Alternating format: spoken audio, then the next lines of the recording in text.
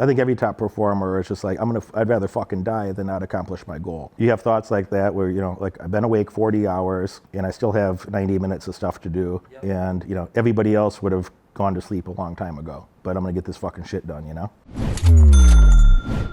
I've been in business for more years than I'd like to count, and I have more gray than I wish I did. But that's also given me a unique perspective. And I can say without hesitation that the advice that I've been given relative to business from Derek has been exceptional. And it's helped me make a lot of money and make the correct decisions. You see, Derek understands the fundamentals of business and markets, and he knows how to take emotion out of the equation. Very important. I've made a lot of money using Derek's advice, and I have no hesitation at all telling you, if I were you, I would seriously consider it. What are you excited about? I imagine, I might be wrong, but I imagine that, in your swimming career, that there's days that you're just excited and enthusiastic to go to the pool, and other days that you fucking hate it, and you have suicidal thoughts about it, but you're going to go anyway, but you sincerely have suicidal thoughts, but like, I'm going to do it anyway, but, and you have those thoughts, at least I've had this, I don't want to put words in your mouth, but I've had this where you work so fucking hard, and you're just like, I'm gonna keep going, and I'm gonna keep working until the fucking task is done. And I don't care how many days or weeks that takes, I'm gonna do it, so I might as well do it as efficiently as I can. Right. If I don't die, I'm gonna fucking do it. Right. And then there's, 3 more days of miserable work later and sleep deprivation. You literally have suicidal thoughts where you're like, because your brain knows, like, the only way I'm gonna get off the hook for this, like, is literally, if I don't die, I'm gonna go do it. And so in any case, where have you put that energy now that you're not focusing your suicidal thoughts on swimming? where have you put that energy in your life now? That's something that's like, you're really strong or going after, Yeah. That's the thing. Like, I feel like I'm like trying to find that. Like I have it in me, but I'm trying to like find a way to like express it, I guess. Yeah. I seen you light up when I talked about that. You're like, oh, somebody understands me. Yeah. Yeah, because nobody talks about those things. Yeah. Yeah. I think every top performer had that. I think every top performer is just like, I'd rather fucking die than not accomplish my goal. Yeah. And then you have, and it doesn't mean that you're actually suicidal. You're actually going to kill yourself or something. Like, right. I never felt actually suicidal, but you have thoughts like that where, like I've been awake 40 hours and I still have 90 minutes of stuff to do. Yep. And, everybody else would have gone to sleep a long time ago, but I'm going to get this fucking shit done, So, every top performer is that way. Every top performer is that way. Don't feel bad about it, If I say that so openly, knowing that it's such an awkward topic to talk about, right. Because the people in the room that would judge me for it are the biggest idiots in the room. They're the people that I would least like to spend time with. And the other top performers in the room, I know they had the same experience. Yeah. And not only would they not judge you negatively for it, they'd be like, oh shit, it wasn't only me. You mean other people behave that way?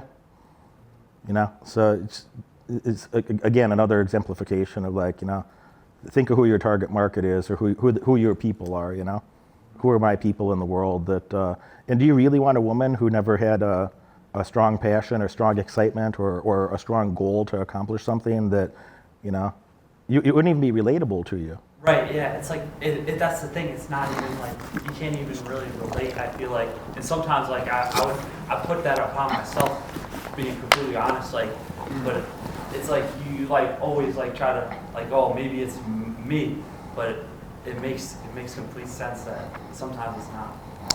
All the top performer people who have high IQ or, have achieved something at a very high level or, worked at a very high level, all of them feel like an alien at some time. All of them feel like, oh, like I'm the weirdo. And, you can say you're the weirdo, but, that's one take on it that you could objectively argue, but, then when you look around, it's like, well, would I rather be one of the commoners? Would I rather be, would you feel better about yourself if you never did shit? Or, Ronda Rousey says, calls it a do-nothing bitch, Would you feel better if you yourself were a do-nothing bitch? Or do you feel better that, damn it, I did some things and I know I'm capable of more great things, So, I think that the two thoughts that come to mind in our communication today is getting you refocused on something, that you can be excited about, and reserve the right to change your mind after you go a bit down the path. But take on one or two new projects with that type of excitement. That you could have do a deep dive and have an intense, journey down that path, Right.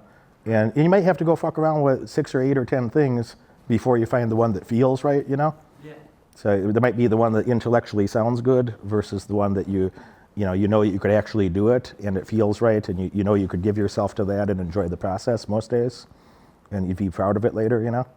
But my guess is, unless you speak well about your mother, so you don't seem like you were tormented. You seem like you liked most of what you did. Yeah. But my guess is you probably have an obsessive personality, as I do, that, Yeah. I get focused on something and I'm going to fucking do that thing, Yeah, it's like an addictive personality kind of. Yeah, so instead of being addicted to crack or heroin or something, like, Yeah. I mean, I think I'm addicted to winning and shit. And it sounds weird, I joke with my friends or my girlfriend and say, I'm addicted to money. I'm a balderholic. And, but I kind of am. Yeah. But I kind of am. And if you looked around my house, it's like, there's like an antique cash register on my countertop, and, there's like 3 Scrooge McDuck portraits around the place. And, I changed my name to Moneyberg publicly. So it's like a little bit humorous on the surface, but like, no, but I'm like half a Jew that grew up poor, and poor, like American poverty, but I'm like half a Jew that grew up in like American poverty, and and wanted that financial freedom or financial abundance so much that I was willing to do anything. I hung around with a bunch of criminals as a kid and a teenager because that's the environment I was in. But later on, when I realized that wasn't a great path, I'm like, you know what? Why don't I go to college, and then more college, and then more college? So, I got 3 university degrees chasing money. I did, a lot of my life has been focused around that because we didn't have that.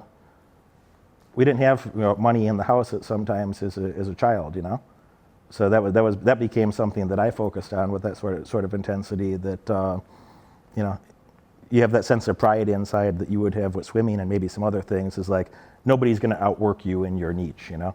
Nobody's going to out hustle you in your area. That a couple people on Earth could, handful of people on Earth could, but a mere mortal that you would meet in general societies. They'd give up. They'd literally kill themselves first before they could do the things that you could make yourself do, So, I have a hard time spending time with a woman that didn't have some of those things, And you either do it because you really liked it, or you did it because, your parents beat you and forced you to or something. You would have seen both of those on your swim team, that somebody there, their parents were very, authoritarian, and, and that guy probably has a cocaine habit today, and you don't, but, So you got to find that thing that you like, that you can make yourself work that way and kind of obsess about, but in a way that you'll enjoy and find it very fruitful. And then the second thought is just don't be apologetic at all for that shit. Like you're not supposed to fit in with everybody else, dude. Yeah. You're just not.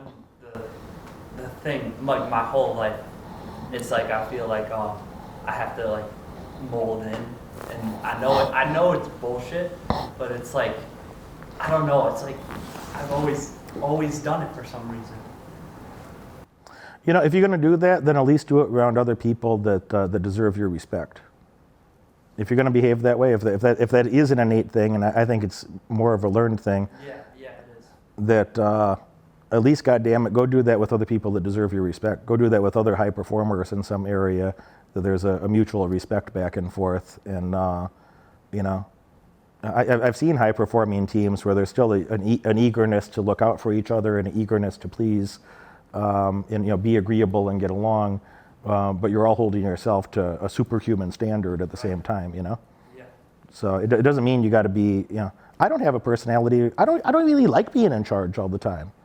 And, I come across kind of domineering sometimes to somebody that just met me. And like, one of my good friends, Lauren, tall German, and, one of my good friends, Lauren, wrote me the other day, and he's like, I finally realized what you mean where you say like, you're always in charge or something, and you kind of don't even want to be, And I found myself in a lot of situations that,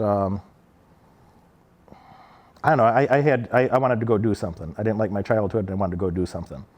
And then when I walk into a room, I feel like if we're not doing something together, if we're not doing something productive, I think I'm just in the wrong room. I'm like, I either got to make something happen or get the fuck out of here so I can go make something happen, And I really feel that inside. Like, it's like, I literally think about, like, if I spent 90 seconds in a room with a bunch of people that are just kind of pointlessly meandering, I'm just like, all right, I got to take control of this, and we got to create some organization and make something happen here. Or my youth is ticking away, and I shouldn't spend 92 seconds here if I can get out the door in 90 seconds. I got to do one or the other. I got to do one or the other, So I don't love to be in charge of everything all the time. With my mastermind group, it's like I love hearing them talk more than I talk, But it's a pre-selected group of people that are, I'd love to just shut the fuck up and listen to other smart people do something, You learn a lot of things that way. So I don't need to be in charge all the time. You might have that type of personality as well, that like you're willing to go do tough stuff, but you don't need to be always at the dominating a conversation or whatever. But you're like, my guess is, just a guess. My guess is you probably don't love playing that fucking dominant role all the time, but God damn it, you're going to carry your weight and be respected by the group, Yeah. Yeah. That's the thing. Yep. So, but if you hang out with a bunch of fucking idiots, they're never going to give you that respect. Yeah. And the more you try to prove yourself to them, they actually think less of you. It feels awkward to them.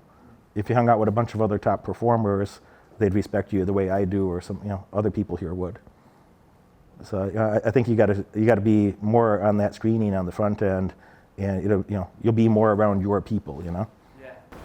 And it's funny because like being here and stuff, like I feel more comfortable than ever. Like if I'm at work or something, I just feel like an alien. Like I don't fit in and stuff. But here it feels like I'm like part of like a group, and it feels right. Like it's just got to screen for the right people. It changes everything. It's a difference between feeling motivated to take all that youthful energy and that discipline that you have and go do just something amazing with it, whatever that might be, whatever the next, the 2 or 3 big things that you're going to do with your life. There's 2 or 3 big things you're going to focus most on in your life yet, versus, you hanging out with just whoever, they'll try to talk you out of it at every juncture, They say, yeah, cool, bro, like the swimming thing was in your past, why are you still talking about that? Structures that you spent your whole life in extraordinary discipline and effort to build, right. They'll tell you to abandon those structures and go do not much, rather than, so those things I already learned about my psychology, those things I already learned about digging deeper and working harder and, creating fantastic goal-oriented outcomes. All right, well, now we just got to go apply that to another area. And so those are the 2 thoughts that I have. It's like, stop apologizing for being a fucking winner. Put yourself around other people. Have that audacity to, question the girl more on the front end of like, what are you most proud of in your life, or what are you excited about? What have you done so far? What are you most proud of that you did so far? If she don't have an answer to that, that's an answer. Right. If she doesn't have some clarity that she did something that she's pretty excited about, that she's giving you feedback. And you got to be smart enough to make a managerial decision with that feedback and be like, Ronda Rousey talked about this. This is a do-nothing bitch. This bitch is going to do nothing. She's waiting for some guy to come be her savior, and in fact, she'll try to undermine that guy. And one more thing for to the group and a bit to you is like, there's a lot of girls out there that they want a man who's very successful to a point, and then they'd be happy to undermine you. They'll be proactive in undermining you because they don't want you to be too successful, because she doesn't want to work that hard and hold herself to that standard. She doesn't want to work that hard and hold herself to that standard. And if she knows if she doesn't, that you'd have to leave because you'd have better opportunities. So she'd like you to be somewhat successful, but there's a point where your girls will undermine you, and attempt to undermine you, because they don't want you to be too successful.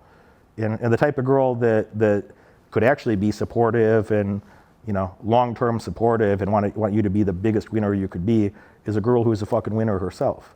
That she has the independent self-esteem or, you know, self-love, self-esteem to make herself do difficult, disciplined things that most people wouldn't. And, you know, you'll have a lot of respect for each other in, you know, that way, you know? Right. Like, I think that's a must for you. I'm not trying to tell you how to live your life, but I think you already know it, but if I point it out to you, you might actually go live it that way. Mm-hmm. I think that's a must for you, that when you talk to a girl and she's, you know, what have you been up to the last 19 years? What have you been up to the last 23 years? It's like, oh, nothing really.